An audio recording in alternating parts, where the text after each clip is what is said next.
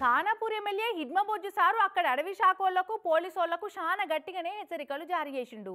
నా మాట అయినని ఫారెస్టోళ్లకు పోలీసోళ్లే గాని జిల్లా కలెక్టరే గాని అస్సలు సహకరించొద్దు, వాళ్ళను సోషల్ బాయ్కాట్ చేయాలి అన్నంత సీరియస్ అయ్యిండు నిన్న. ఈ రోజు గంగాపూరి కావచ్చు, అదేవిధంగా పెళ్లి ప్రాంతంలో కావచ్చు, అదేవిధంగా మసపేట కావచ్చు, చాలా ప్రాంతాల్లో అటవీ శాఖ వాళ్ళతో అనేక రకాల ఇబ్బందులు ఎదుర్కొంటున్నారు. ఇది మంచిది కాదు. ఆగో ఇన్నరా Khanapur MLA Bojju sir mass warning ఎట్లుందో అక్కడి అడవి శాఖోళ్లకు మర్యాదగా ఎన్నిసార్లు చెప్పినా తీరు మార్చుకుంటలేరట. ఆదివాసీల తెరువుకు రావద్దని ఎంత చెప్పినా అన్న మాట ఇంటలేరట.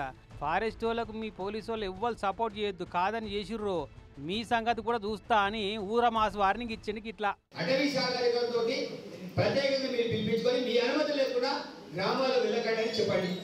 ఒకవేళ గ్రామాలు వెళ్తే వాళ్ళందరూ కూడా తిరుగుబాటు చేయడానికి సిద్ధంగా ఉన్నారు. తప్పకుండా నేను జనాల పక్షాన్ని ఉండ తప్ప అటవీ పక్షాన్ని నేను ఉండా, అది క్లారిటీగా మళ్ళా చెప్తున్నాను. నియోజకవర్గంలో నిన్న పెట్టిన కొత్త రేషన్ కార్డుల పంపిణీ పేరంటంలా ఈ తీర్ల సీరియస్ అయిండు. చట్టాల పేర్లు చెప్పి ఆదివాసీలను అడవులకు దూరం చేస్తున్నారట ఫారెస్ట్ వాళ్ళు. బఫర్ జోన్ల మీ బోడి పెత్తనం ఏంది అసలు? పులుల మీదున్న ప్రేమ ఆదివాసీ మనుషుల మీద లేదా? ఇప్పటికన్నా మాటింటే మంచిగా, లేకపోతే మీ సంగతి ఏందో చూస్తా. కవ్వాల్ టైగర్ జోన్ల ప్రజల తిరుగుబాటు తప్పది, ఆ తిరుగుబాటుకు నేనే నాయకత్వం చేస్తా అని పెద్ద పులి గర్జించినట్టు గర్జించి అడవి శాఖ వాళ్ళకి అల్టిమేటం ఇచ్చి పడేసిండు సారు. కానీ నేను అటవీ శాఖ వైపు నేను ఎట్టి పరిస్థితులు ఆలోచించా. ఎందుకంటే వాళ్ళకు పులుల మీద ఉన్న ప్రేమ ఈ ప్రాంత బిడ్డల మీద లేదు. అయితే పోడు ఎగసం చేసుకుంటున్న ఆదివాసీ రైతులను అస్సలు నెగలెత్తలేరట అడవి శాఖోళ్ళు. ఆనకాలం రాగానే రైతులేమో సాగు చేసుకొని ఇత్తనాలేసుడు, మొలకలు రాగానే ఫారెస్ట్ వాళ్ళు వచ్చి వీకేసుడు, ఇదే కథ అవుతుందట. ఆదివాసీలంతా వచ్చి ఎమ్మెల్యే గారి మీద పడి నువ్వేం మామూలు ఎత్తందుకున్నావు, ఏమిటికి నీ ఎమ్మెల్యే గిరి అన్నట్టే ఒత్తిడి చేస్తున్నారట. ఇక ఆ కోపం అంతా గిట్ల బయటికి అక్కినట్టుండు. అదట్లా పెడితే ఇటు ఖమ్మం జిల్లా కొనిజర్ల మండలం ఎల్లన్న నగర్లో కూడా ఫారెస్ట్ వాళ్ళకు ఆదివాసీలకు నడుమ పోడు భూమి పంచాయతీ పెద్దగానే నడుస్తుంది.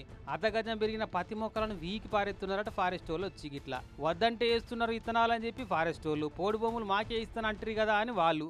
మొక్కలు బీకినానికి వచ్చినవా ఉత్తగుడికి వచ్చినా నీతో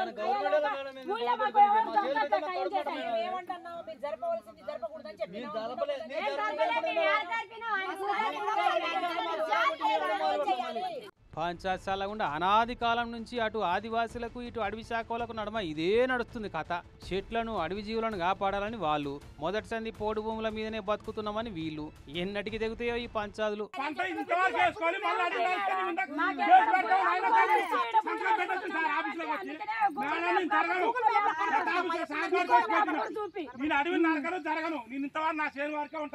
నా సాయం చూడిపోయినాడా, నా సంతకం చూడిపోండి.